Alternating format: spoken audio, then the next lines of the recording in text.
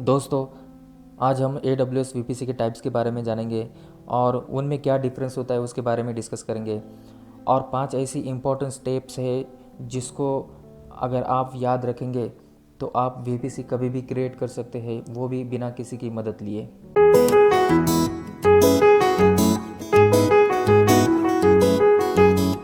दोस्तों, मैं आपसे रिक्वेस्ट करूंगा, आप youtube.com पे अगर जाएंगे तो डेवऑप्स आर्टिकल नाम से आप सर्च करेंगे तो आपको डेवऑप्स आर्टिकल यूट्यूब चैनल मिल जाएगा। आप यहाँ पे सब्सक्राइब कर सकते हैं।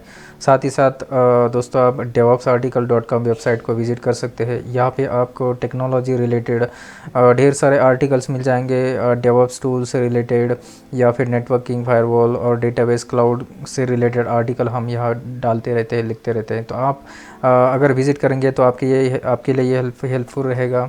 और साथ ही साथ दोस्तों, आप फेसबुक पेज को विज़िट कर सकते हैं डेवऑप्स आर्टिकल नाम से। DevOps article knowledge sharing community का ये फेसबुक ग्रुप अवेलेबल है, आप यहाँ पे भी विज़िट कर सकते हैं। दोस्तों, जैसा कि मैंने कहा, आज का जो टॉपिक है वो VPC टाइप्स एंड उसके डिफरेंस है, उसको डिस्कस करेंगे। और 5 इंपॉर्टेंट स्टेप्स है VPC क्रिएट करते वक्त जो आपको याद रखनी है। अगर वो आप याद रखते हैं तो आप कभी भी VPC क्रिएट कर सकते हैं, वो भी किसी की मदद लिए बगैर, राइट। तो चलिए शुरू करते हैं। दोस्तों, VPC में 2 टाइप्स है। जैसे कि आप देख रहे हैं, VPC होता है डिफ़ॉल्ट VPC, जो AWS अकाउंट जब क्रिएट होता है तो उसके साथ ही ऑटोमेटिकली AWS हमें प्रोवाइड करता है, दैट इज़ डिफ़ॉल्ट VPC। और अगर हम अपने मैनुअली खुद से अगर कोई VPC क्रिएट करते हैं तो उसको कहते हैं कस्टम VPC। तो VPC में 2 टाइप्स होते हैं, default VPC and custom VPC। तो इसका डिफरेंस के बारे में जान लेते हैं, और डिफ़ॉल्ट VPC और custom VPC। So default VPC के बारे में अगर हम बात करेंगे तो default VPC create in each AWS region when AWS account created, right. जैसा कि मैंने कहा, डिफ़ॉल्ट VPC जो होता है वो ऑटोमेटिकली क्रिएट होता है जब हम हमारा AWS अकाउंट क्रिएट करते हैं। हालांकि इसके बाद अगर हम देखेंगे तो कस्टम VPC जो होता है वो हमें मैनुअली क्रिएट करना पड़ता है। हम अगर हमें ज़रूरत है अपनी रिक्वायरमेंट के हिसाब से हम अपना VPC क्रिएट कर सकते हैं, तो वो उसे हमें मैनुअली क्रिएट करना होता है। आगे चलते हैं। Internet gateway is automatically created in default VPC to access internet over the internet, right. So default VPC में इंटरनेट गेटवे की ज़रूरत होती है, क्योंकि हमें जो भी इंस्टांसेस है, जो भी मशीन्स है AWS अकाउंट के अंदर, तो उसको इंटरनेट की ज़रूरत होती है। तो डिफ़ॉल्ट VPC में इंटरनेट गेटवे ऑटोमेटिकली क्रिएटेड होता है। हालांकि जब हम कस्टम VPC की बात करेंगे तो वहाँ पे हमें, जब हम हमारा कस्टम VPC क्रिएट करेंगे तो उसके लिए इंटरनेट गेटवे भी हमें मैनुअली क्रिएट करना होता है, वो ऑटोमेटिकली क्रिएटेड नहीं होता है, राइट। दूसरे डिफरेंस के बारे में जानते हैं।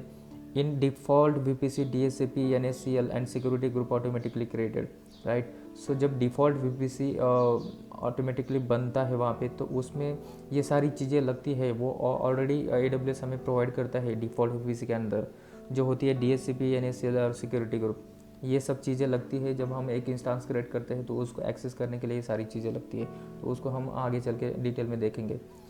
और अदर साइड हम अगर बात करें कस्टम VPC में, तो वहाँ पे ये सारी चीज़ें, subnet, CIDR, internet gateway, NACL, security group, ये सब हमें मैनुअली क्रिएट करना पड़ता है। और हमारे VPC और जो भी इंस्टांसेस है, उसको सबनेट है, उसको हमें असाइन करना पड़ता है। वो ये सारी एक्टिविटी हमें कस्टम VPC में मैनुअली करनी पड़ती है।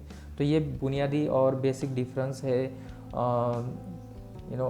डिफ़ॉल्ट VPC और कस्टम VPC में।